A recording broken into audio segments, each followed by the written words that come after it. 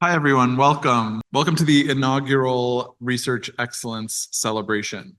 I'm Danny Wright, Associate Vice Principal, Research and Innovation.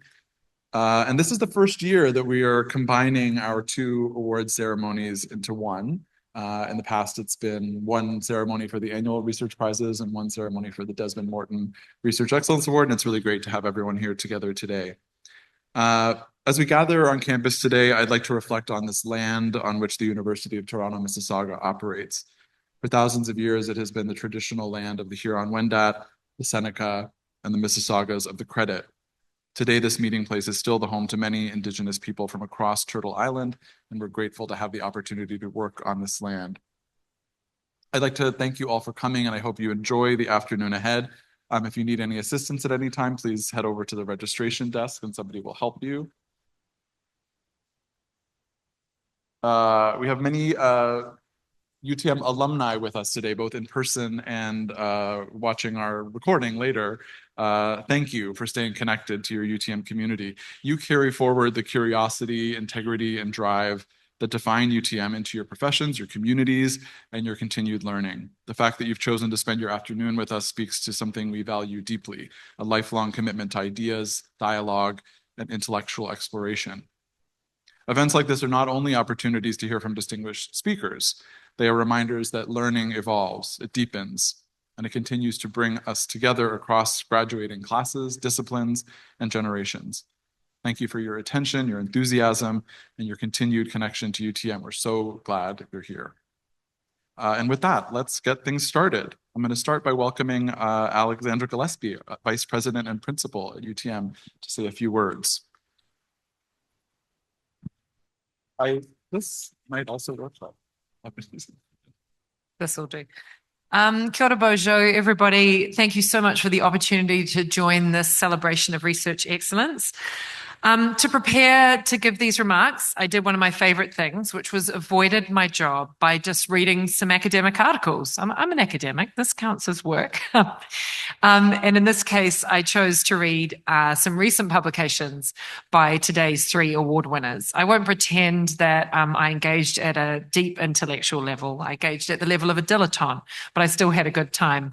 And I want to share a couple of short sentences from each of the publications that I was reading from in the spirit of celebration, and because insights from exceptional scholarship like this should be amplified as widely as they deserve. So to start, here is Professor Julie Chan. Hello, Professor Chan, and congratulations. Writing with colleagues in 2023 in Work, Employment and Society, and there's a copy over there, though sadly you're not allowed to take it with you, there's only one, about the impact of the social media platform WeChat on the labor of Chinese food delivery couriers. Quote, the stickiness of WeChat, its pervasiveness in business and all aspects of social life, makes it impractical for couriers to abandon it despite the intensified surveillance and labor control exercised through it.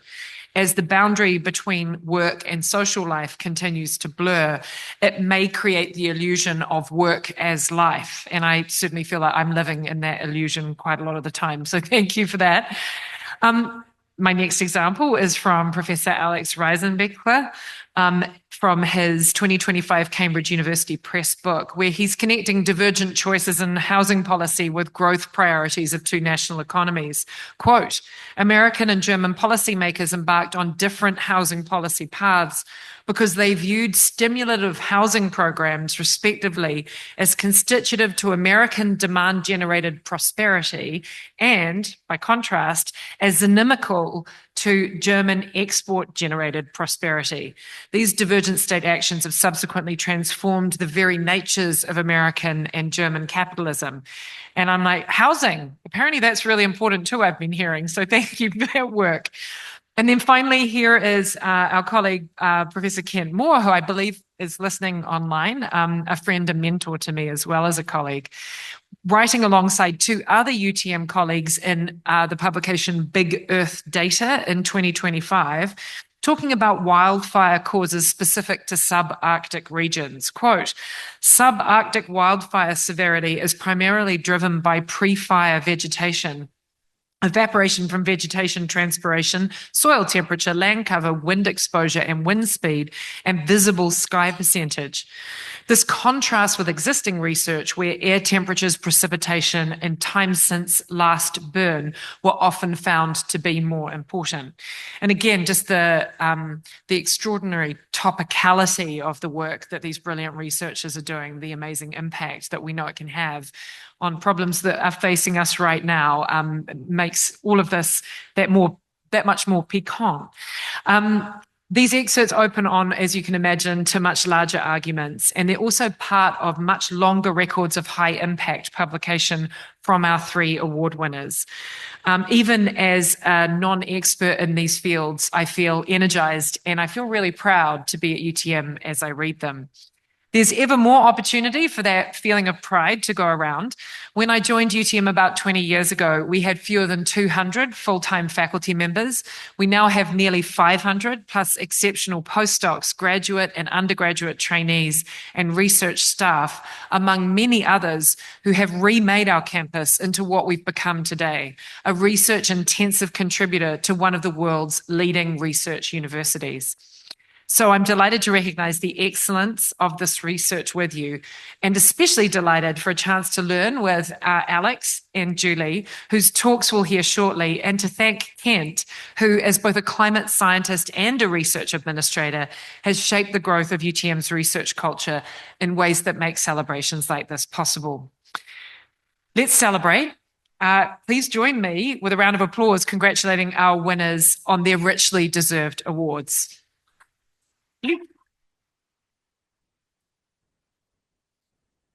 Special thanks to the nominators who did the hard work of assembling award packages, to the organisers of today's events, including Tanya, Rong, and Ben for their coordinating work.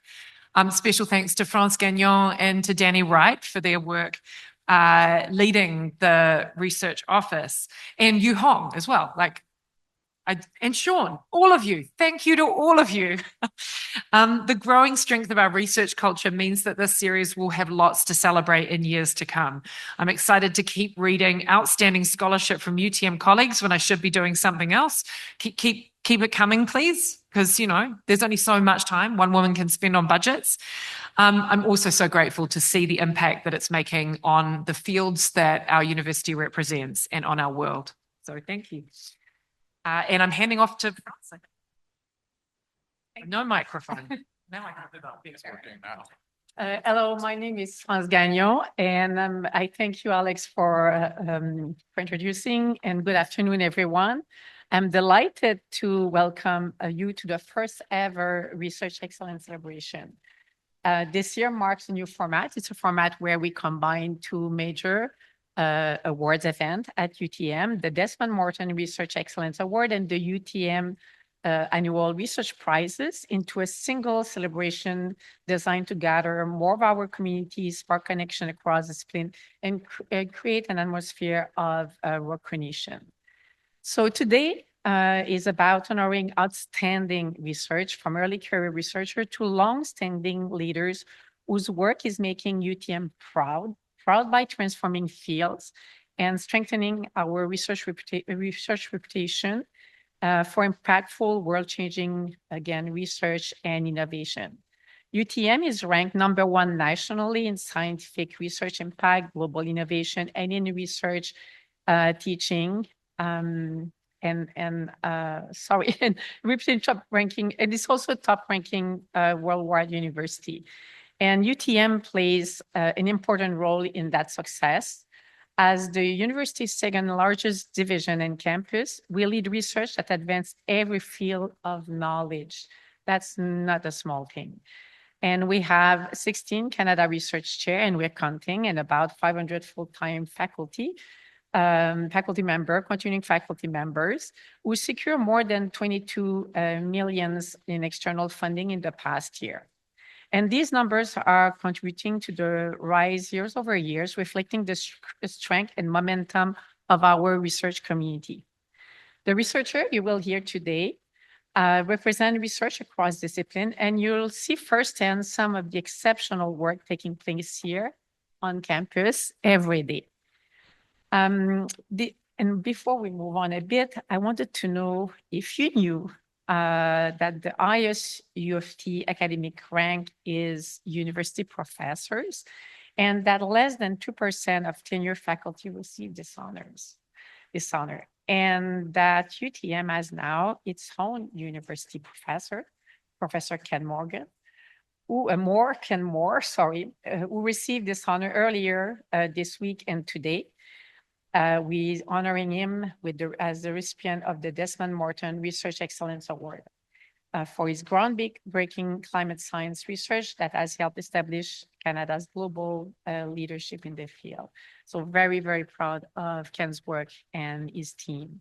We are also recognizing early career professor Julie Chan and Alexander Reisenbergler, recipient of the UTM annual Early Career Research Prizes.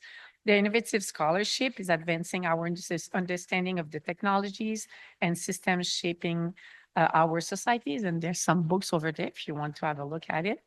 You'll learn more about their work this afternoon. We are proud to recognize each of these recipients, and we know their work is made possible by those who work alongside them. Many of them are in the room today. We want to thank the nominators for the work they put into celebrating and highlighting the work of our colleagues, the staff who support them, and the collaboration and the collaborators here at U of T and beyond, and the many, many students whose energy, insight, and curiosity helps driving their research forward. Before I close, I want to share a brief snapshot of the progress our research community has made over the past year. Compared to the last year, our participation rates across a Tri-Council program are up significantly. We've seen over a 70% increase in application to the main operating research grant program from both SSHRC and CIHR, the SSHRC Insight and CIHR project grant. And similar increase in participation have been seen for the large high-value NSERC Alliance program. So and the reason why I mentioned that is that our researcher participation to Tri-Council program is a first critical step in increasing Tri-Council funding to UTM, as our researchers' success attracting these funding directly contribute to the many nice perks we like to have, like Canada Research Chairs and many other perks. So at UTM, we set ambitious goals and we are achieving them as a community. So our commitment in the OPI is to support our researcher, and this is their research office. And before passing things back to Danny, I'd like to thank those behind the scene who else making this possible, all of you for being here, and our small but mighty organizing team with Tanya Wermoser and Rong Hu for putting this celebration together. So we will have an exciting afternoon, and I wish you welcome again. Danny, it's you. Thank you.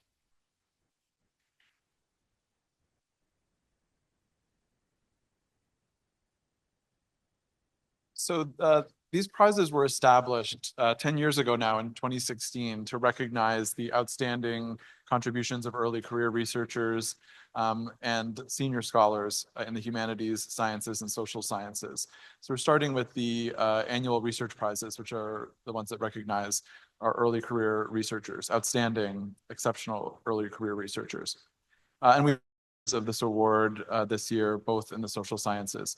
So I'm going to first welcome to the stage Janine Clark, Professor and Associate Chair Research in the Department of Political Science, who will introduce our first award recipient, Alex Reisenbergler.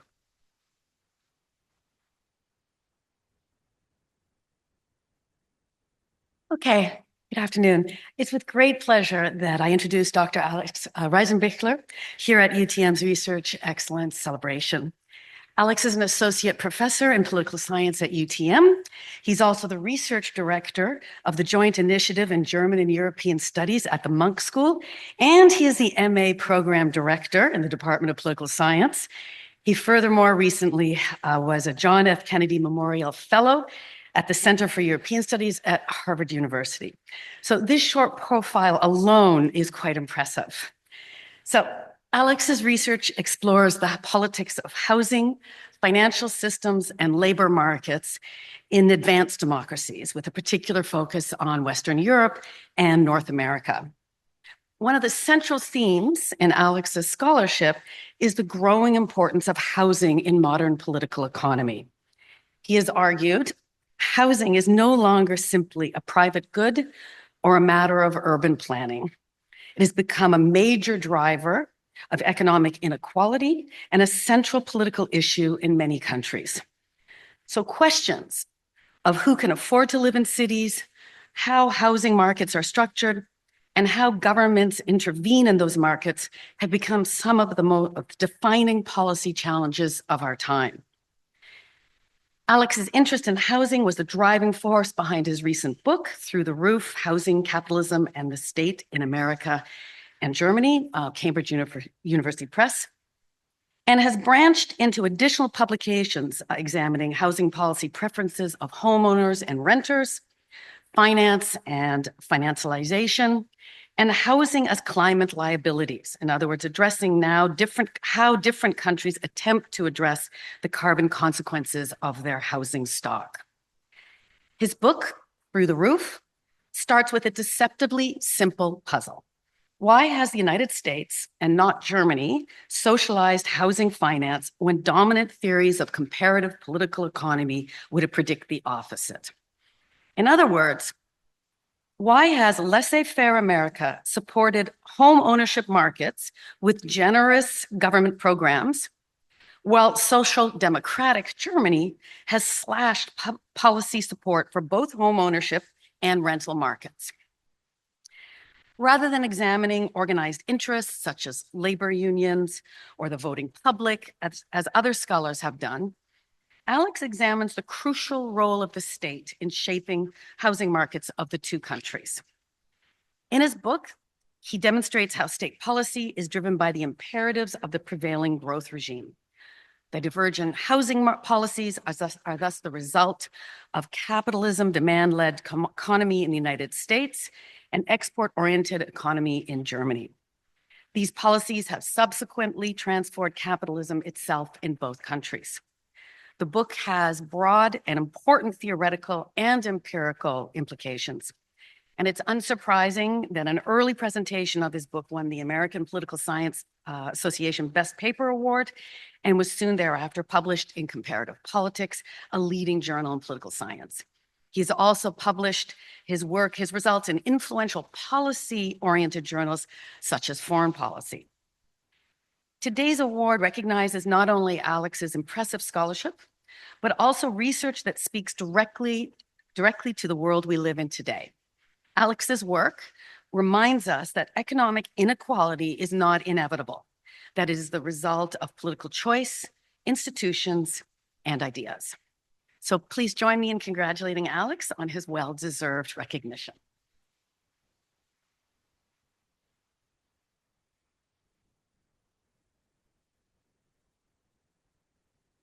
Good afternoon, everyone.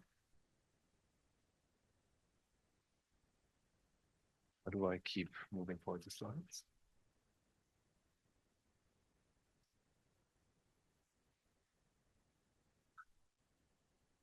Thank you. Well, again, good afternoon, everyone. And thank you so much for the kind introduction, Janine, and to everyone else for coming here today. I'd like to start by saying that I'm truly honored to have received this award, and I'm truly grateful to the Political Science Department here at UTM, above all, Janine Clark, our chair, Stephen Bernstein, and colleagues like Ed Schatz, who's in the audience, as well as some of my students who chose to come here out of their own will, more or less, they say. And I would like to thank all of them for their very generous support of my research. And I'm very glad to be a part of the larger, vibrant UTM community. So let me say a few words about my research now. I'm a political scientist, and when I started working on the subject of housing several years ago, colleagues in my field frequently asked me, how is this political science? Isn't housing all technical and apolitical area of study? Well, nobody asked me this anymore.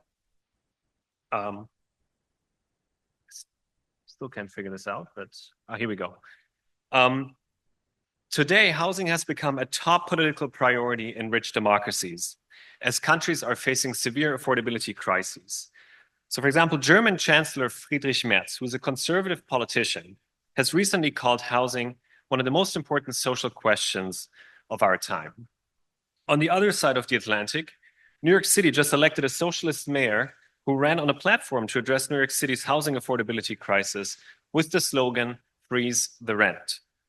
In short, housing has become a top political priority again because, as Janine very eloquently mentioned, it is at the root of growing inequality. And of course, housing is a huge economic sector that has the possibility to wreak economic havoc when housing bubbles burst, as they have many times in recent memory. So this brings me to my recent book called Through the Roof. In the book, sorry, there's a lag, so I can't see. But yeah, in the book, I show that housing is not just a hot political issue in the sense that it's a top political priority, but housing is also a deeply political arena in which governments are involved. And that government involvement ranges from subsidizing rental housing or social housing or homeownership to liberalizing or restricting mortgage markets, to setting rent controls and regulating land use. And this government involvement varies quite a bit across countries. And this is what got me excited about this research. So the broader question of my book is what explains the different housing policy trajectories in the US and Germany, with lessons for other countries as well. And so the book does compare the most important housing programs in two economic powerhouses, the United States and Germany, from the early 20th century until today. And more specifically there, I analyze tax programs, I analyze mortgage subsidies, rent controls, and social housing programs. So for the book, I went to archives and conducted several interviews with politicians in the Congress, in the Bundestag, the German parliament, and other experts and elites. So what's the argument of the book? Janine actually summarized it quite well, but I'm going to have a go at it again. So lots of studies about housing have focused on culture, welfare traditions, and urban legacies. But what I wanted to do in this book is to tell a political economy story. So the book argues that housing plays fundamentally different roles in the German and American political economies, and German and American capitalism. And as a result, what policymakers believe to be good economic housing policy differs across the two countries. So the American economy very much relies on credit and consumption. And housing is exactly the kind of key sector that can stimulate both credit and consumption. Housing, in other words, is deeply intertwined with the American economy, which has led to political decisions to stimulate mortgage debt, property markets, and home ownership. All the while, support for rental housing remained nothing but a footnote in the American political economy. In contrast, Germany has relied less on credit and consumption for growth, so housing has been less central to its economic model. And at the same time, Germany developed a stronger tradition of supporting affordable rental housing, with much less of an emphasis on home ownership. And in the book, I argue that this is closely tied to Germany's manufacturing and export-based economy. So in that kind of economy, affordable rental housing has helped firms attract workers and keep wages in check. But for the rest of my presentation, I thought it would be a good idea to offer 3 short lessons that have emerged from my research.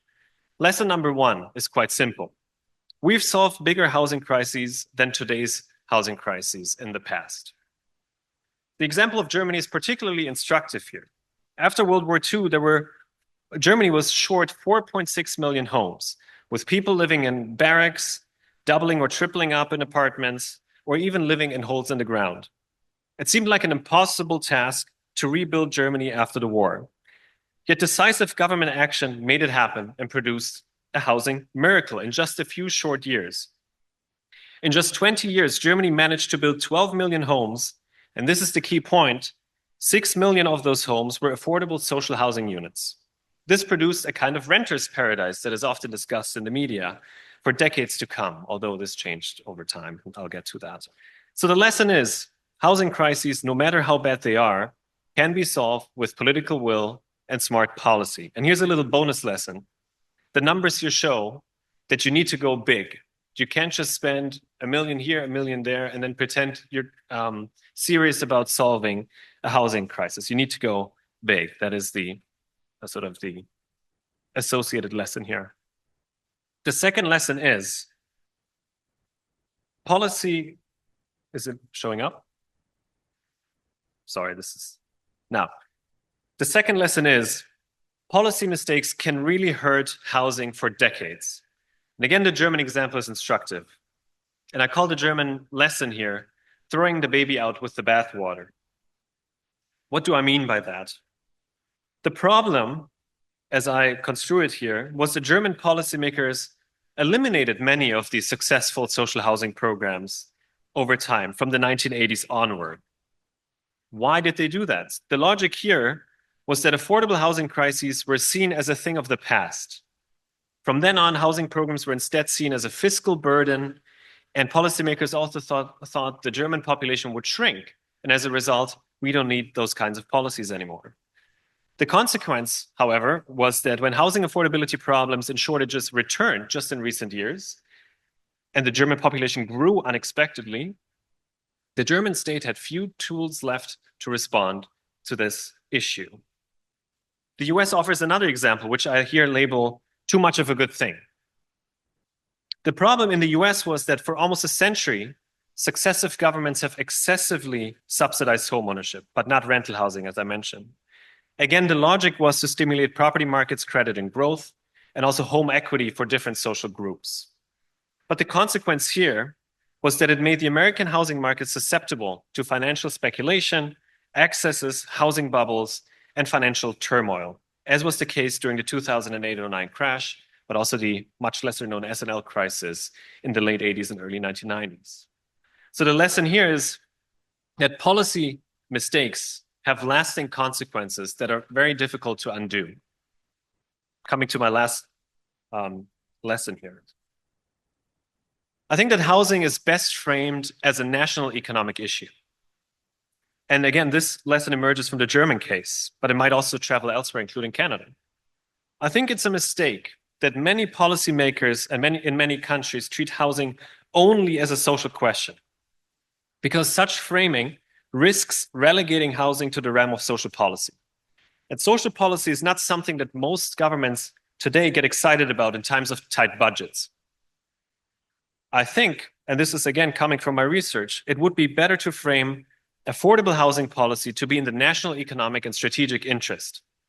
By that, I mean that affordable housing programs can help industries attract workers and boost competitiveness in this new geo-economic era. In the German case, where unions are strong, it also helps contain wage pressures.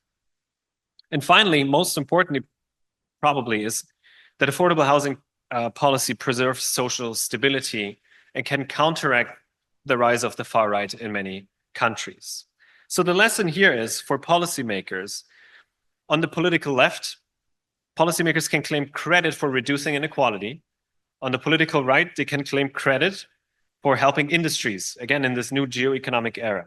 So there's room for consensus.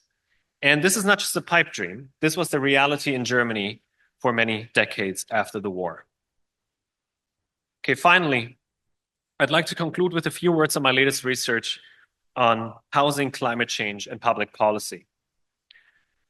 As Janine mentioned, housing is not only a major climate polluter, as it's a major source of carbon emissions through heating, cooling, powering, and building homes, but housing is also increasingly affected by climate change through the increased occurrence of extreme weather events like floods and fires.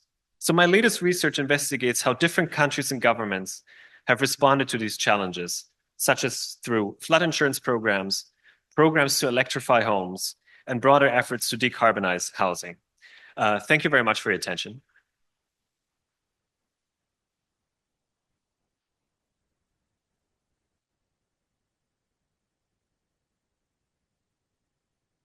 We have some time for questions. So don't go too far, Alex, in case anybody has a question for you. But I've been asked to make sure that I hand this microphone around because we have people joining us on Zoom. So if you're going to ask a question, I will bring the microphone to you. Does anyone have any questions for Alex? Yeah, sure.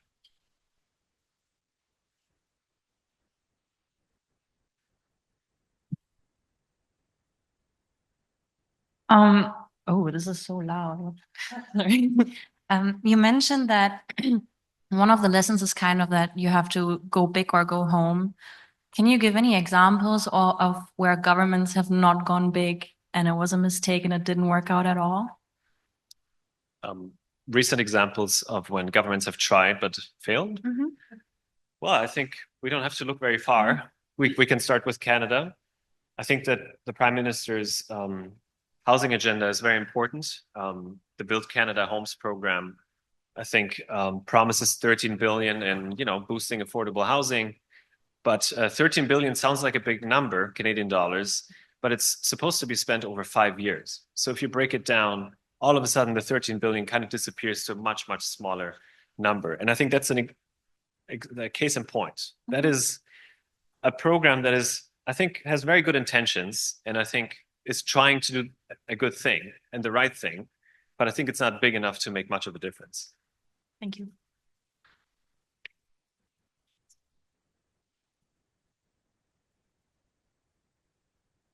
Do you have any thoughts about how there are interests that do not wish to have new housing? Yes, and that is a major problem on the supply side. So there's maybe two things I want to mention here. One is NIMBYism, right? So good liberal homeowners, of course, in the abstract, support social and affordable housing, as long as it's not in their own backyard and in their own neighborhood. And that is a massive problem, especially in the US, where planning is mainly done at the local level. It's also a problem in Germany, but less so, because there the planning is more integrated into the federalist setup of the country.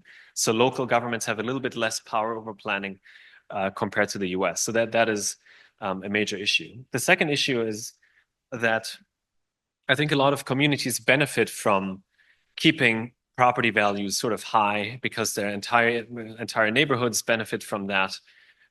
Their local economies benefit from that. So there are also political incentives and interest group incentives to push in that direction. And again, it's part and parcel of the American model, perhaps a bit less so in the Canadian model as well, but it works very differently in Germany. Yes.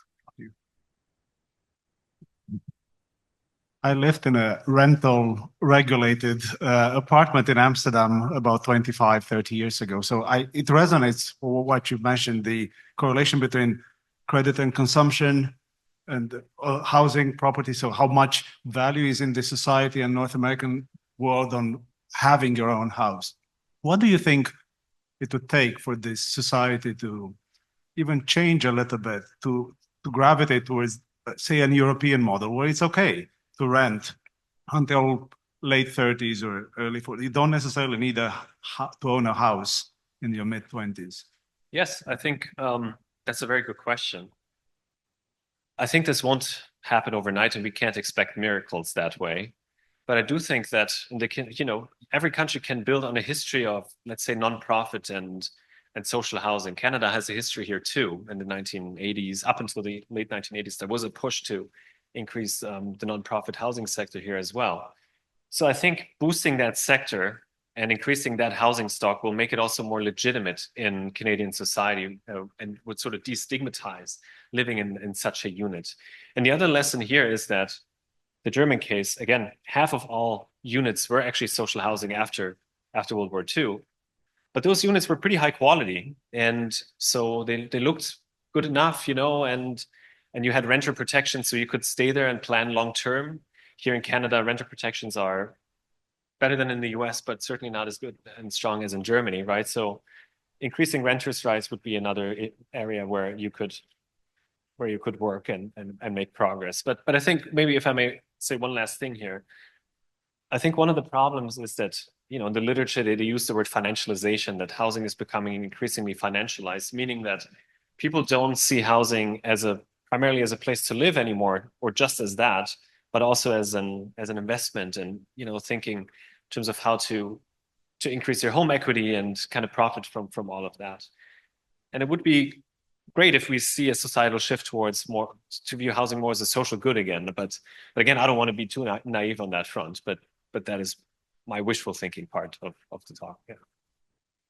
We have time for one more question over Yes. here. Thank you. There's so many elements in your presentation. Good. There are many elements, many complex elements to our problem. Can you outline, like in a simple equation, supposing you had the ultimate power right now, what would that simple solution look like? Yeah, that's a good question too.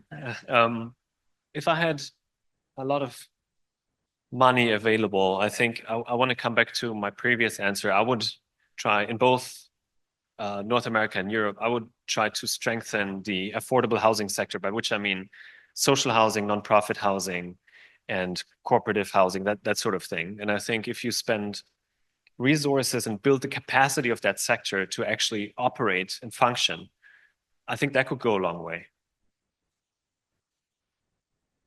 All right, please join me in thanking Alex. Now, Alex, you're truly free.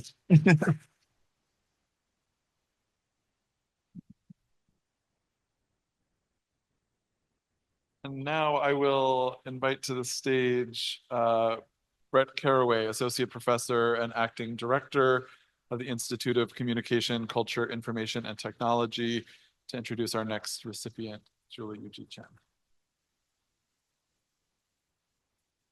Hi. So it's my pleasure to introduce Julie Chen. Julie is an associate professor at the Institute of Communication, Culture, Information, and Technology, better known as ICCIT, and just received tenure, is it a year, last year? I'm fond of saying that ICCIT is full of weirdos. It usually gets a couple of raised eyebrows when I say that, and I'm not calling Julie a weirdo, maybe, but if I am, it's in a really good way. I come from a city in Texas where the motto compels us to keep it weird. So I mean it in a very positive way. One of the things that I think is so compelling about ICCIT is we're not just multidisciplinary, but we're also interdisciplinary. We all, well, maybe not all, but a lot of us pay lip service to the value of interdisciplinary scholarship, but it's hard to do in practice. Julie is one of these scholars that does it not only in her own work, but she reaches out and collaborates with others. And in that sense, I find her to be emblematic of everything that makes me proud to be associated with ICCIT and UTM more broadly.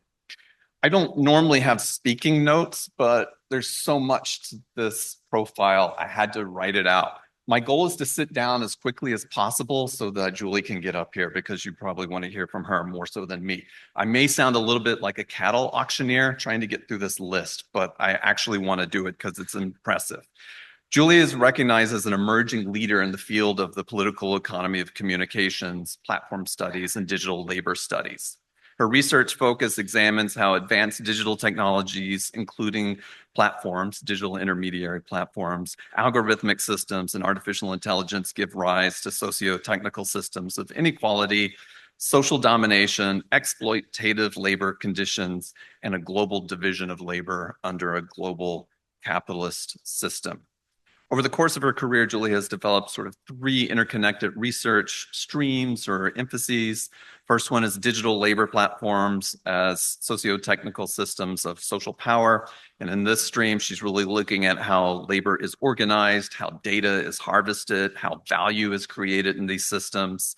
She looks at platforms as systems of power in global and local contexts, and how they function as sort of state platform entities. So that's the digital labor piece. She also does a lot of work in digital labor, not to pun there, but work on work in the digital context. And here she's looking at how labor is organized. She's looking at sort of how there's been labor struggles that have evolved in new contexts.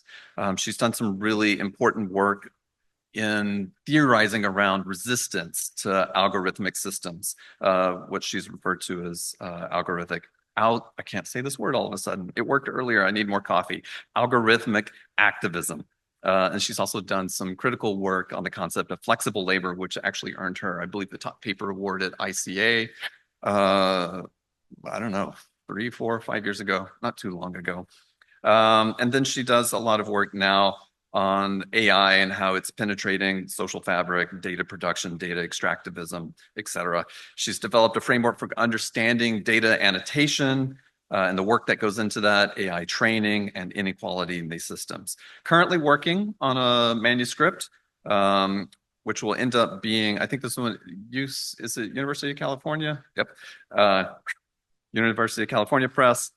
This one will be the first book-length treatment on Chinese AI data workers. So also, in addition to all of this, she's got a published book already with the University of Minnesota Press. She's a co-editor of the SAGE Handbook on Digital Labor, which I believe is coming out or just came out or is sitting over there. So it's there if you want to take a look. She's got 15 or so peer-reviewed articles in top journals in our field, which would include the big one, which is New Media and Society, Work, Employment and Society, and CHI. She has a lot of, I guess, international. I would just say she looms large internationally. I don't know how to phrase that exactly, but she's been an invited speaker at over 31 international institutions, as well as a couple here in Canada. She's done more peer-reviewed conference papers than I could fit on this page. In terms of research here at UTM, she's been a PI on a knowledge synthesis grant, insight development grant, an international development research center grant, some internal grants here through U of T. She serves on editorial boards, for the Journal of Cultural Economy and the Chinese Journal of Communication, and she sits on advisory expert boards for 3 international organizations. She's what else? You've organized symposia here at UTM, bringing top-notch scholars here.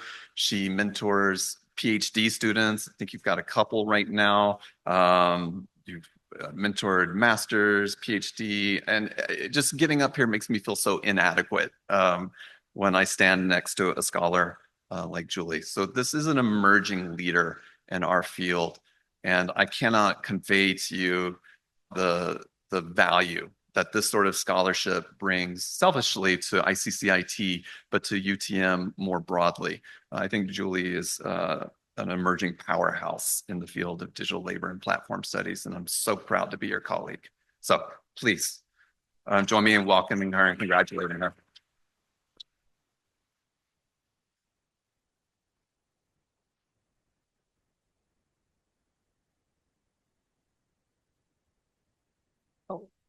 I'm just testing. Well, thank you everyone for coming. It's a true privilege to stand here today as the recipient of the UTM Annual Research Prize, especially as someone coming from ICCIT, as Brett just said. I am with a lot of interdisciplinary, multidisciplinary colleagues who are doing wonderful cutting-edge research. And I'm also truly grateful for the colleagues, even our staff team showed up today. So as I reflect on my journey as a scholar of the political economy of communication and digital labor, I found myself returning time and again to 2 simple yet related questions. How do technologies shape our working lives? And how can we learn from workers about the relationship between technology and work? So my work engages with literature from political economy, sociology of work, science and technology studies. And these fields, they have one thing in common, which is insist that we look beyond prevailing narratives about the digital technologies and examine the deeper structures of power that give rise to the production of certain technologies, as well as the application domains of these technologies. So in this way, I approach digital technologies not simply as tools, but as cultural and political forces that govern how work is organized, distributed, controlled, and rewarded. And I'm also concerned with the ways that workers exercise their agencies to create their own knowledge and develop their tactics to push back against the power from the above. And here, the power doesn't really limit it to the power that's embodied in the management technology, but also the structural power. So in this sense, ultimately, my research concerns with how technologies themselves are contested terrains for worker struggles and for us to rethink the relationship between technology and the world of work, as well as the world of workers. So for instance, for today, I'm not doing like big lecture or whatsoever. I'm just sharing 3 snapshots from my research as well as my research process. So for instance, one of my earlier studies, which I look into how algorithms used by ride-hailing platform drivers, those algorithms mainly used to discipline drivers, but my work looked into the ways that workers are actually engaged in active knowledge sharing to outsmart those algorithmic systems. And you can see these outsmarting technologies by the workers sometimes involves using old technologies, repurposing social media, as well as using some black technology, which means illicit softwares that they purchase from, for instance, the gaming communities. So although digital platforms evolve rapidly in that sense and make such techniques increasingly difficult to use, the way in which workers produce and share their own knowledge about how technological systems work help us as researchers, also help to challenge the narratives that often depicts workers as either the passive recipients of workplace technology or as a powerless subjects of automation or powerless subjects of structural power. So given my empirical side of study is mainland China, I'd like to share my first reflection on what language reveals and how languages actually help reorient my research questions. So in my current project, I studied workers who tag, classify, label data in order to train AI and machine learning models. They often are called data annotators or data workers in more general terms. So for those who are not familiar with this subject, so data workers are those who make facial recognition software work, make large language model, and your AI chatbot work in the first place before they were released to the public. So these workers are typically considered as quote unquote invisible labor behind automation and AI in the existing literature.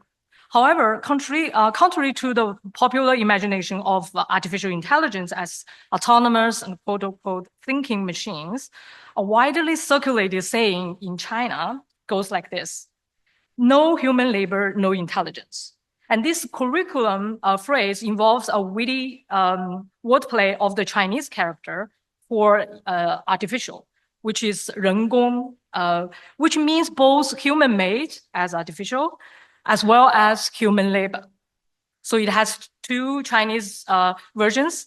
Well, I don't care whether you understand Chinese or not, but I posted there. Both of them actually means no human labor, no intelligence. So throughout my field work, I've seen this no human labor, no intelligence printed in the welcome and the introduction plaque of data annotation companies in remote provinces in China in the name of rural development.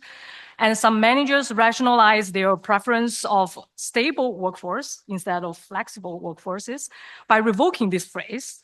And other managers actually would cast AI data work in a moral light by stating workers are the unsung hero making AI smart or making AI smarter because human labor comes before intelligence.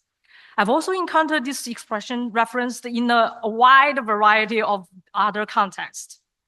News about digital development, textbooks on data annotation engineering, self-help guides for home-based freelancing, commercial books on becoming an AI trainer, AI product manager, tutorials, materials for data workers, online forums and blogs frequented by engineers and other professionals. I even heard attendees referencing this, no human labor, no intelligence, at very high-profile AI industry events in China. And most notably, in January 2025, when a Chinese AI company named DeepSeek released a model that outperformed its American competitors, such as OpenAI, at a lower cost, this news actually triggered a shockwave from Silicon Valley to the Washington, D.C., prompting a fear over whether this moment amounted to a AI, quote unquote, Sputnik moments amid Sino-US geopolitical tensions. But far less known is that Liang Wenfeng, who is the CEO of this AI company, also engaged in data labeling himself, purposefully for the sake of data quality. So my point is, the Chinese expression, and for that sake, the language in more general terms, makes labor visible, which in turn makes the question about revealing the invisible labor behind AI not a viable or not even a constructive research question for myself. So instead, I approach aphorisms like no human labor, no intelligence, and other metaphors used by workers, professionals, managers as sense-making devices and ideological constructs to serve varying rationales to define the nature and value of data work and to cultivate the ideal working subjects. Take this as my point of departure. I am able to connect the political economic aspects of AI data work to the history of labor precarity, as well as the technological culture in China, in order to unpack the emerging labor regime within the AI data industry that is transforming class relations, workplace norms, and the social stratifications in contemporary China. But I think most importantly, the most important takeaway is we are actually only at the starting point to examine and to unearth the multiple narratives of AI, as well as the future of work in the era of AI. So the second reflection I would like to share is from my embodied experience of working as a data worker to train autonomous driving models, and how it actually may inspire us to raise different kind of questions about AI and the future of work. So working on the 3D point cloud map segments, which is mainly generated, the left side, the picture, which is mainly generated from the technology called LiDAR, light detection and ranging technology. So my job as a data worker was to label the road elements, making lines, marking lines, lanes, crosswalks, objects, obstacles, and so on, as well as assign and classify traffic rule attributes. For instance, on the right side, the picture. For instance, I would draw lines to mark the boundaries of the pedestrian crosswalk in quadrangles. I draw an open bounded box to encircle direction errors on the road, such as left turn or through arrows. Meanwhile, each line or shape required a corresponding attributes labels, such as one for the left turn. So at first glance, this task appears very straightforward and easy. Anyone who drives and knows the traffic rules should be able to do it, right? And I thought to myself the same. I thought, okay, this is not too much from memorizing traffic rules and road rules for a driver's license test. My manager told me, you need to study the annotation rules first. I was okay, I will study, but still I was quite confident. However, unfortunately, I performed poorly in translating myself in seeing like a driver to seeing like a car.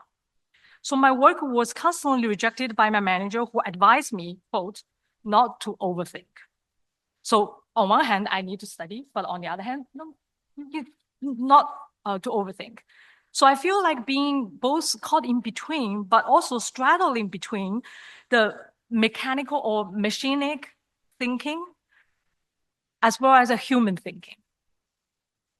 So in the data production process, boundary marking or boundary drawing, like the work that I've done here, is a very common manual and mental labor. Besides map creation, it is also used to train speech recognition software, as well as text annotation. As Geoffrey Booker and Susan Starr point out, classification work is a political enactment of the boundary-making power to segment the world. Once put into use, a classification system sets in motion and then naturalizes a epistemological order and standards, a particular way of seeing, which in turn shapes how the world is perceived and organized. More importantly, the making of categories is rife with what they call practical politics, which involves programmatic decisions, organizational processes, and cognitive conflicts. So data workers, for my project, are uniquely positioned within this negotiation and discretional processes due to their dual responsibilities of implementing pre-existing standards and as well as producing new categories, tags, classification systems. So in this sense, I started to put indeterminacy at the center of my inquiries into what entails for workers to make data work. I further discover moments of resistance, negotiations initiated by data workers themselves. Again, this returns to the questions about how technologies in the making are terrains of power structures. And again, it means the critical interventions needs to be made, especially at this moment of all the AI and autonomous technologies, needs to be made at the site of production instead of afterwards when they are being applied to our daily life. So to close, again, I wanted to thank everyone, and I'm very honored to receive this recognition. And thank you to all the logistical team. Some I interacted, but not all of them. Thank you all for making this happen. Thank you.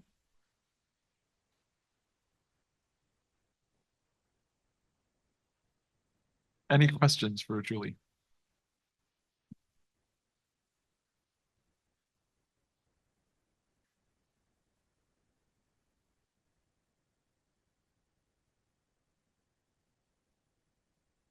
I'm going to let you off very easy, I think. Going once, going twice? Okay, join me in thanking Julie for a wonderful presentation. Thank you.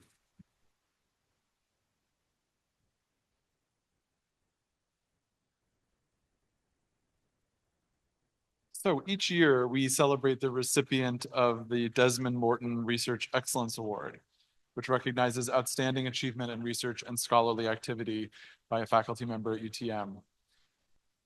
This award was established in honor of Desmond Morton, who was a historian and public intellectual and the principal of Arundel College from 1986 to 1994. He was the author of over 40 books, wow, including the popular A Short History of Canada. After leaving UTM, he moved to McGill University, where he helped found the Institute for the Study of Canada. Research excellence, for the purposes of this prize, is demonstrated by a significant and sustained impact through contributions of a researcher to their field of study, an ability to stimulate and challenge the research of students, an ability to communicate research results effectively, and to maintain a mastery of their subject area. This year, we're very pleased to recognize Professor Kent Moore, who is known widely for his work on climate research. Kent is joining us virtually today. Hi. And I would like to welcome his friend and colleague, Claudio Gradinaru, professor in the Department of Chemical and Physical Sciences, to introduce Kent.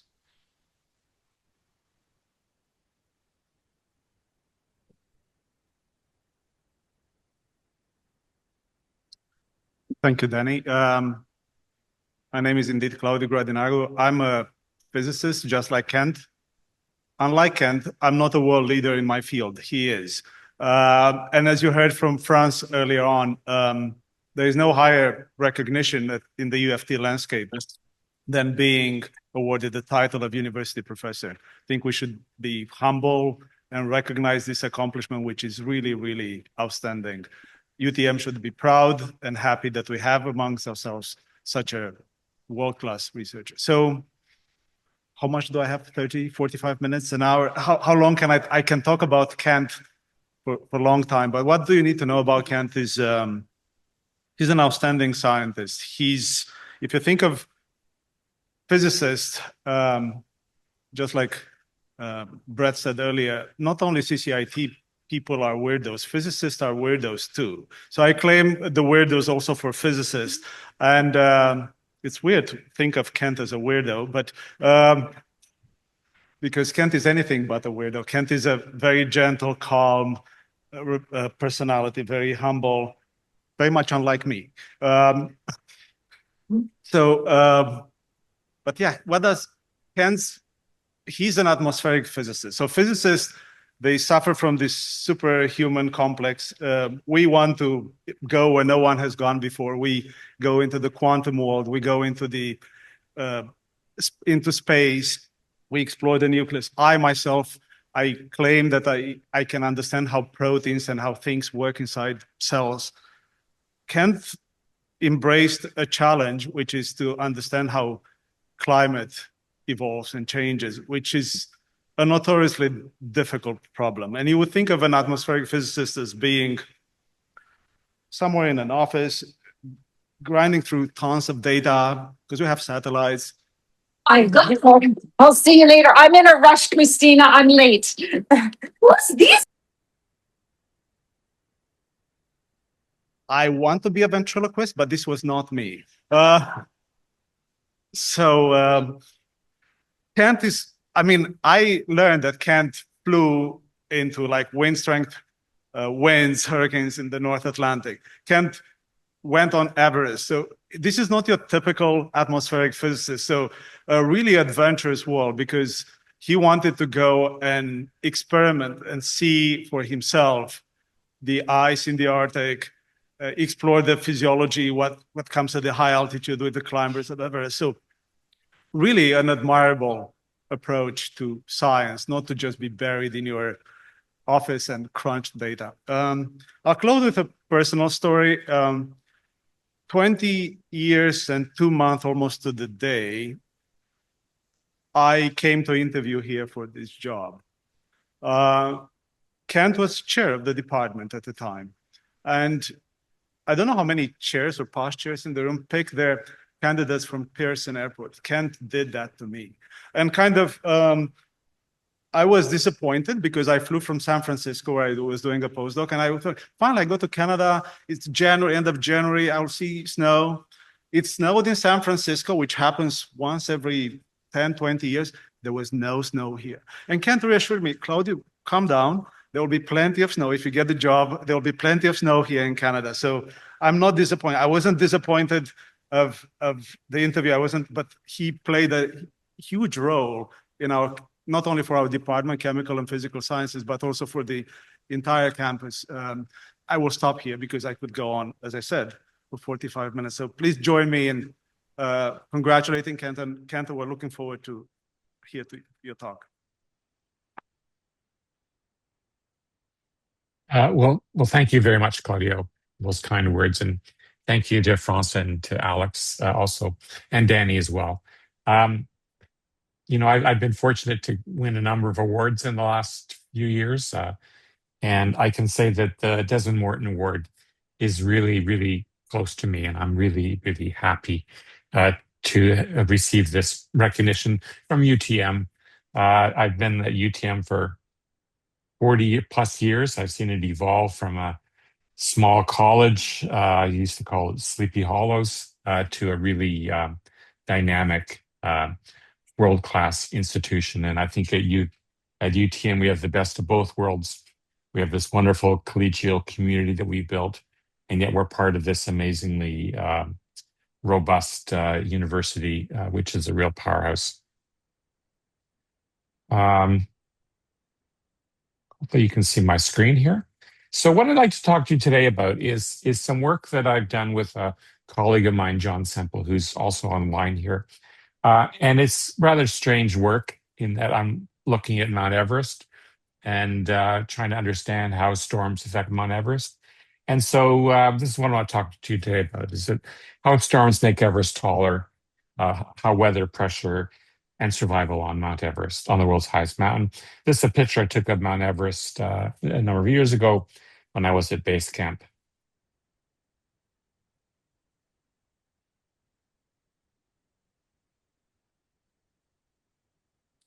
Sorry, I'm having a technical issue.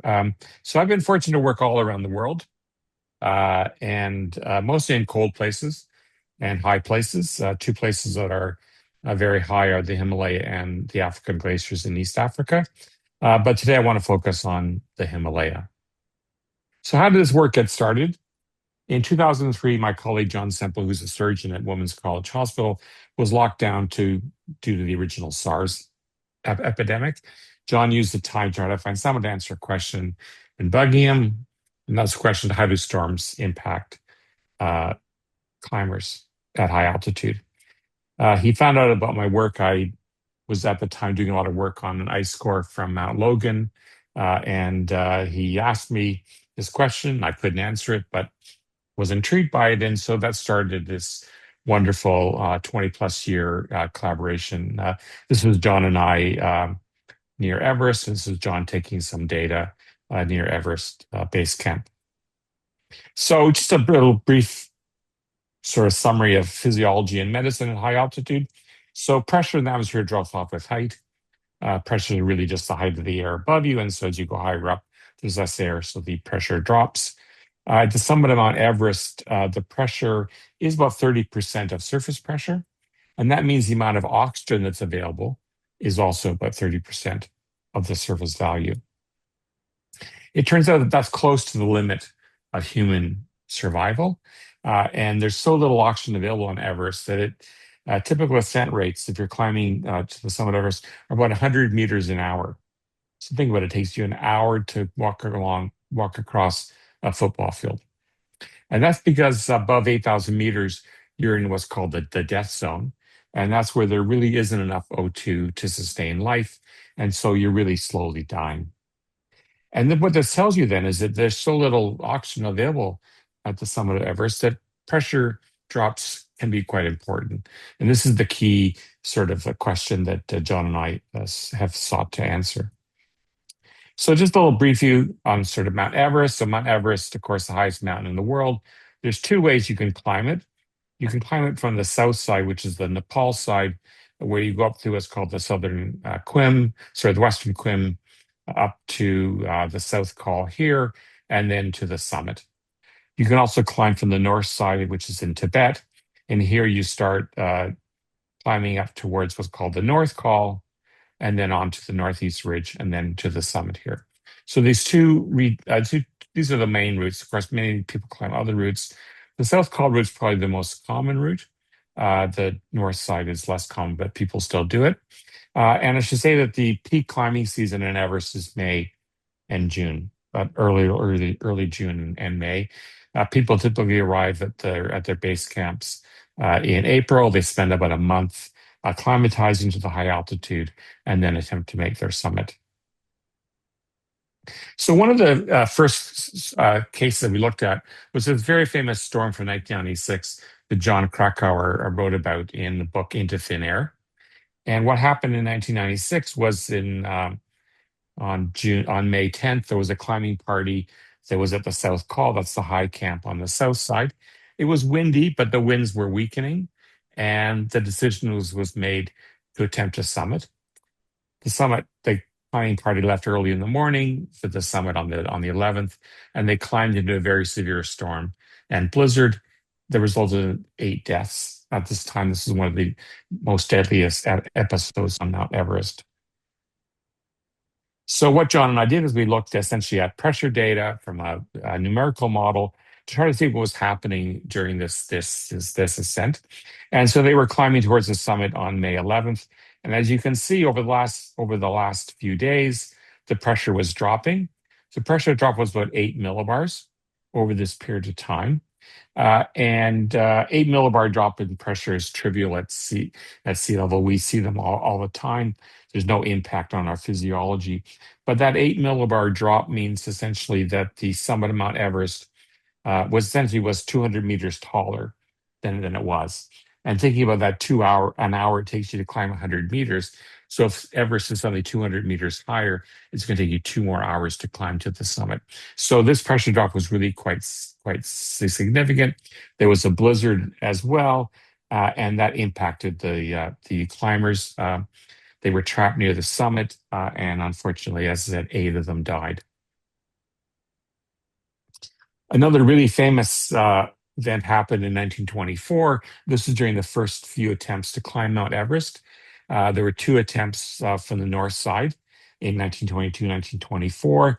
1922 wasn't successful, but in 1924, Mallory, who was the leading climber of the day, and his colleague Andrew Irvin attempted to summit the mountain. This is a picture of base camp on the north side in 1924. Here are the tents of the people, and there's Mount Everest in the background there. It's difficult to quite understand how you get to Everest, but you go along here, turn the corner, go up to what's called the North Col, and then get onto this ridge that goes up towards the summit here. You can see the winds at the summit, just telling you how, sorry, clouds, these are clouds. It's telling you that it's really quite windy at the summit. This is the last known picture of Mallory and Irvin as they left the North Col on the morning of June 6, 1924. So this is a sketch again of Everest from base camp. Mallory and Irvin were last seen somewhere along here by a geologist, Noel Odell, who was climbing in support of them and also doing research on the geology of Everest at the same time. He wasn't really clear where he saw them. It turns out that he changed his opinion several times over the succeeding years. But it was somewhere between what's called the second step and the third step. And from this location, it's about 4 hours to the summit. From this location, it's about 3 hours to the summit. They were seen at around 1 p.m., which means that if they had made it to the summit, they would have made it very, very late in the day. And as we'll see, this is a problem because you don't only have to get to the summit, but you got to get back down. And so then they were never seen again after Odell saw them until recently their bodies have been found on Everest. And one of the most debated issues in the whole history of Everest is, did they make it to the summit? Well, turns out that they were making pressure observations at base camp during the summit attempt. This data, if you read the literature, people tangentially mentioned they may have made some measurements, but no one knew where the measurements were. In 2008, I took a trip to London. I went to the Library of the Royal Geographic Society and went through the files on the 1924 expedition. I don't normally do this sort of stuff, but I had to wear gloves. It was all kind of cool. And as I went through the documents, I found on this one page these numbers that had written down. And these were the pressure measurements that they had made during the time that Mallory and Irvin were attempting to summit. And when you graph the data out, what you see is that May 9th was the day that they summited. Again, there was this huge pressure drop, 18 millibar pressure drop. Okay. So Mallory and Irvin climbed into a very severe storm. No one had sort of noted this before. And that probably meant that they couldn't have made it to the summit. It just would have been too harsh to do that. We wrote this up in a paper. The paper came out. I was in Peru at a medical meeting talking about this research. When the press release went out, there was lots of interest in it, but most of the interest actually came from New Zealand. Alex will like this because I think New Zealanders are always a little bit sort of tentative of whether Hillary, who's a Kiwi, was the first person to summit Everest. It was always in the back of their minds. Maybe Mallory, maybe Irvin made it. And the fact that we published this data that showed that they probably didn't make it to the summit was big news in New Zealand at the time. The New Zealand National News sent a crew out. I was in a very small town in southern Peru. They sent a camera crew out from Lima, and I gave an interview in real time from Air Kepa on the national news in New Zealand, which is actually kind of cool. Anyway, so they probably didn't make it to the summit is the sort of point of this work.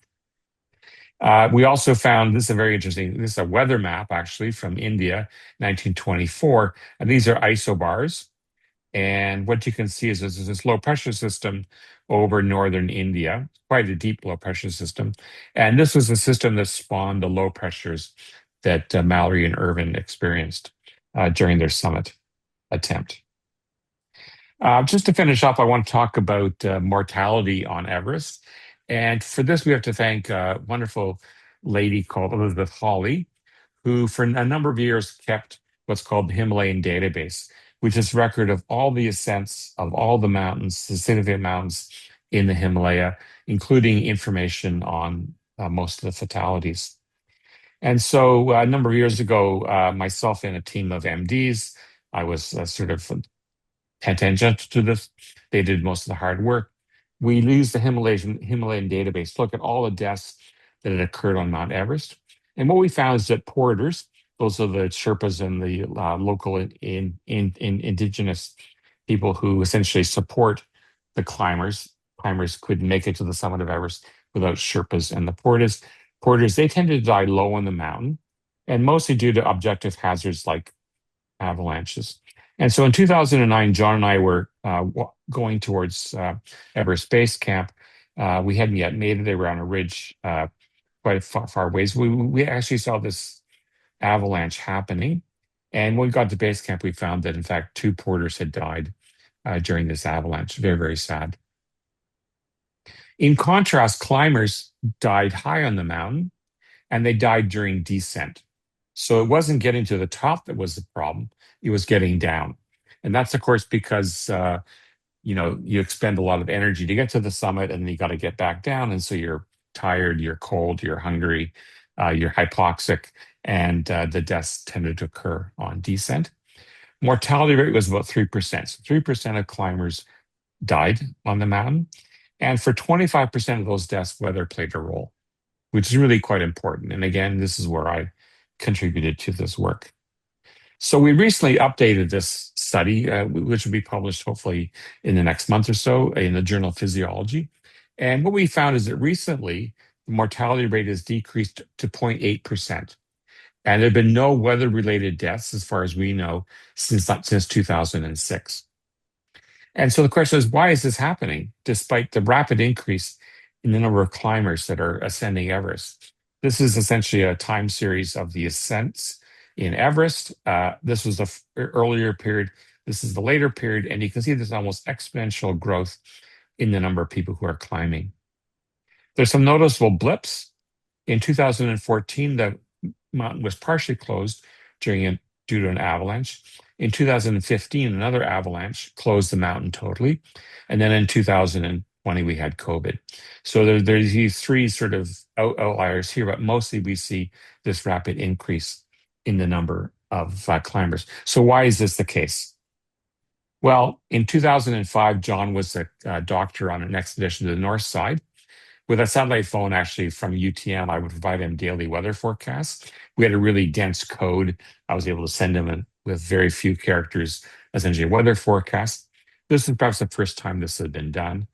On one occasion, I had John pull the climbers off the mountain because I saw a storm was approaching.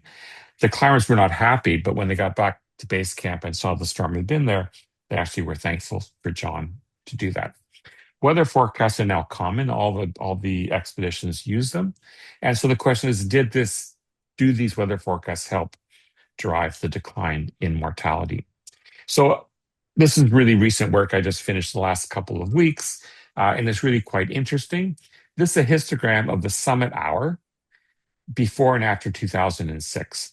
And so back in the day, people mostly summited around 10 o'clock in the morning. They would leave the South Col around midnight and get there about 10 hours later. But recently, they've now started to summit much earlier, okay? Almost maybe around 6 o'clock, 7 o'clock in the morning. And so the question is this, do people now realize that descent is what's risky? And so by climbing earlier in the day, you have more sunlight, you have more daytime, you have more time to get off the mountain. And so it may be that, in fact, our sort of finding that descent risk is where things are occurring. People are now summiting earlier. So this is, I think, quite interesting. This is the histogram of the summit pressure on successful summit days. So it's a bit complicated, but this essentially tells you the percentage of the time on a given summit day that pressure was a given value. And the red curve, again, is the earlier period of time. The blue curve is the later period of time. And then the red and the blue shading essentially tell you the sort of range of natural variability that occurs in the system. And so what you can see is that nowadays people are climbing, the pressure is typically higher on summit day by about 2 millibars. Okay. Also, if you notice down here, the number of summit attempts at very low pressure has decreased. Okay. And so we now see that some attempts are occurring at higher pressure, which means better conditions. So is this the fact that people are now using the forecasts to predict when they should be climbing? And these are the areas that are sort of statistically significant. There's only a 5% chance that these values lie outside of these various shaded regions.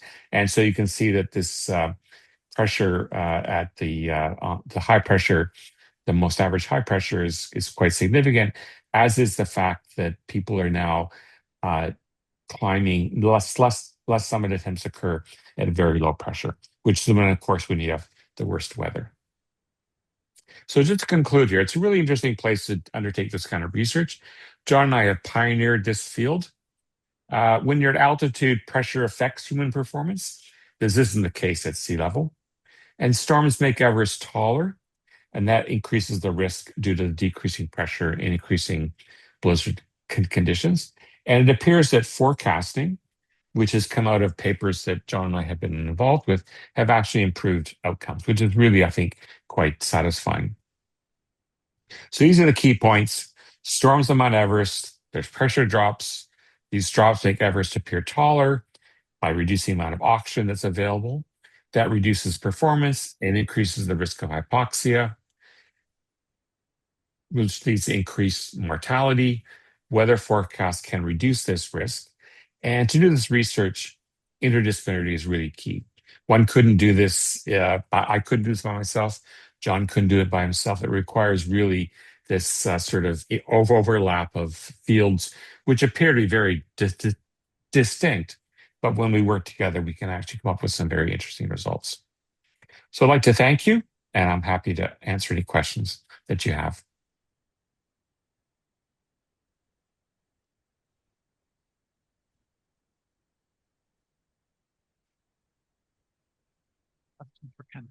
Yes.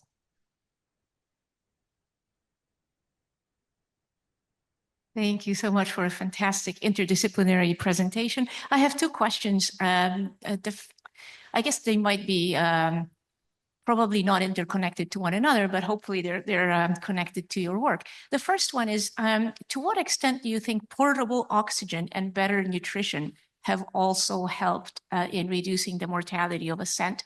I don't know exactly when portable oxygen was available on expeditions, but I'm pretty sure in Krakauer's time they had access to some of that. So and it's maybe something that you didn't look into, but if you did, I'd be excited to hear about that. And the second question is, given your expertise in climate change, do you think that in such extreme environments as that of Everest, you might also see effects of climate change, and how would that manifest itself? Thanks. So thank you. I couldn't have had someone ask better questions. So it's true. Most climbers on Everest use supplementary oxygen. The first summit attempts occurred in 1953, undertaken by two climbers called Tom Bordelon and Charles Evans. You never heard of them because they didn't make it to the summit. And they use what's called a closed oxygen system. And that essentially is a system where essentially the mouthpiece is totally enclosed. You're breathing essentially pure oxygen. And this is a very effective system. But what happened was that Tom's mask froze up about 100 meters below the summit. They couldn't go any farther. They had to come back down. A few days later, Edmund Hillary and Tenzing Norgay used what's called an open system. So an open system means that essentially you're only partially breathing pure oxygen. You're also getting essentially air from the surroundings is being mixed in with that. The advantage of an open system is that it's less prone to freezing up, and they were able to make it to the summit. So it's true that most climbers today will use an oxygen system. Open systems are the most common, mostly because people actually haven't solved this problem of how to stop a closed system from freezing up. Just because there's a kind of a lot of moisture in your breath, so it's just naturally going to freeze the system up. The problem with an open system is because you're essentially mixing in ambient air, you're only reducing the effective height by about 1,000 meters. So rather than being at 8,000 meters or 9,000 meters, you're at 8,000 meters. So it helps, uh, but it still is a problem. The highest I've been is about 6,000 meters, and I actually climbed with John actually we took our sons along with other colleague Kevin Kane. And I remember once calling my wife Jane from the high camp on this mountain. And we got there. It had taken us about a half an hour just to catch our breath. And we were talking to Jane and barely making any sense because we were so hypoxic. That's only at 6,000 meters. So going really high is really a challenge, and oxygen actually doesn't help much at all. With regards to climate change, I have a whole bunch of other stuff I could talk about climate change. John and I have also looked at how climate change is impacting Everest, and there are big changes happening there. The avalanche in 2014, if you recall, a huge chunk of ice fell off of what's called a hanging glacier and collapsed down onto the Western Quim. And that was probably climate change related because these hanging glaciers essentially are frozen glaciers on the vertical side of a mountain. And as Everest warms, of course, that adhesion breaks. And that's what happened there. The pressure is increasing. It turns out that as the Earth warms, the atmosphere gets thicker and the pressure increases. So the pressure on Everest is also increasing. We've published this work as well. And so it's likely getting easier to climb Everest now just because of climate change, making the pressure higher. But the challenge is that these hazards due to things like hanging glaciers collapsing is becoming more acute. And so it's a bit of a double-edged sword. But thank you for your questions.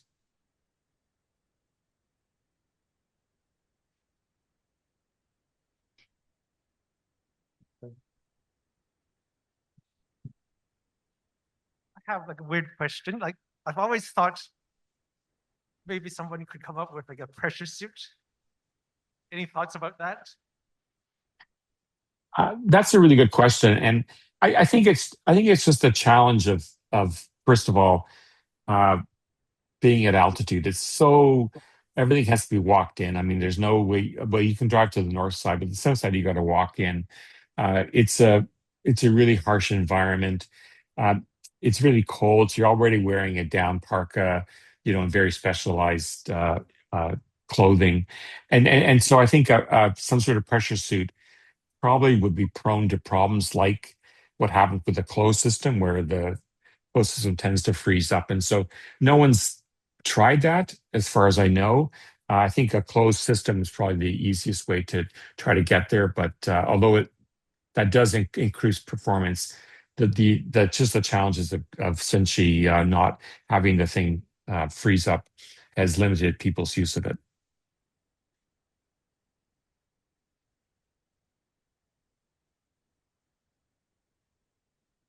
I have a little bit of like a moral question, I guess, because I think mountaineering is absolutely fascinating. But when we get to that realm of where your own ambition has the high potential of putting someone else in danger, I think that kind of presents a moral dilemma of how far can I go and how far should I go? And you were talking a little bit about the difference in between where Sherpas or porters die, whereas where climbers die. Do you have any data on the ratio? So do more climbers pass away or do more Sherpas lose their life on mountains like that? Do you know anything about that? And also, how do you feel yourself about this question? Sorry, it's not very chemical. No, that's an excellent question. So there are fewer porters and Sherpas than there are climbers. So I don't have the numbers off the top of my head, but I expect that fewer porters and Sherpas dies compared to climbers. It's a kind of a double-edged sword. So again, one Western climbers could not make it to the summit without that support.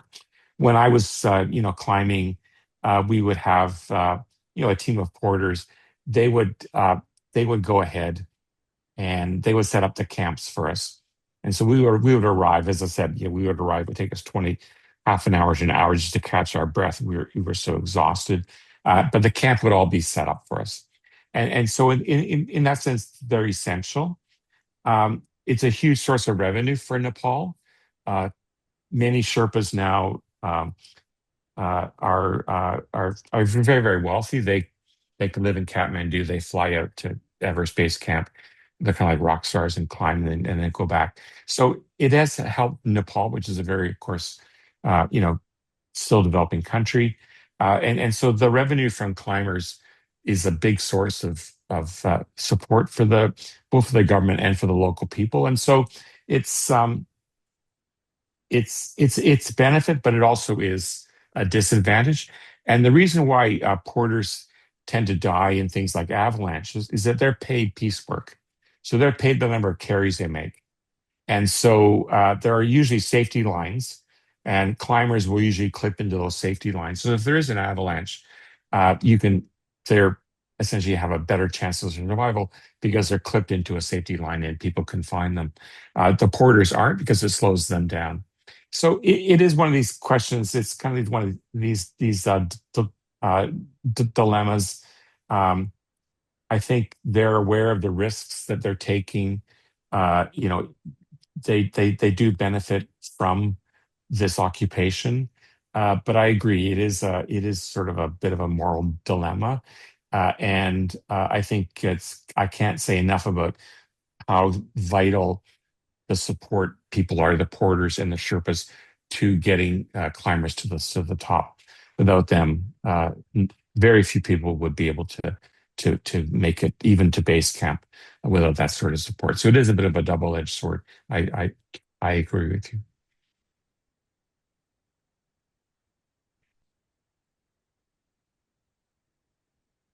All right. Please join me in thanking Kent for a really fascinating talk. Thank you very much. And thank you for this recognition. It's wonderful. All right, now's the time to give out these beautiful awards, just waiting to be placed on your office bookshelf. And for that, I am going to go to the next slide. Oh, that's already done. And introduce my wonderful colleague and fellow Associate Vice Principal of Research and Innovation, Yu Hung He, who will give out the awards. If you'd like to take photos, please feel free to come up to the front. Cloudy will be accepting on Kent's behalf, so he'll pose as Kent. I'm doctoring afterward. Yeah, sure. So why don't we begin with Alex? We'll go in the order that we.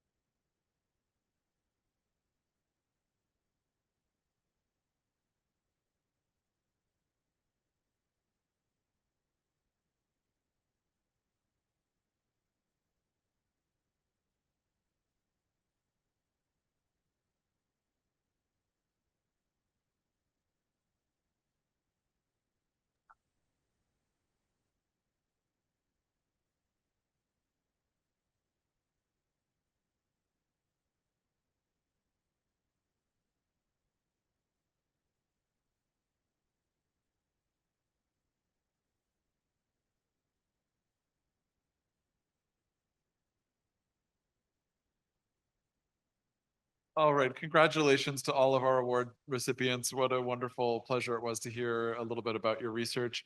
And please, everyone, stick around. There's now a reception with some food back here. And thanks again for joining us. I look forward to chatting more.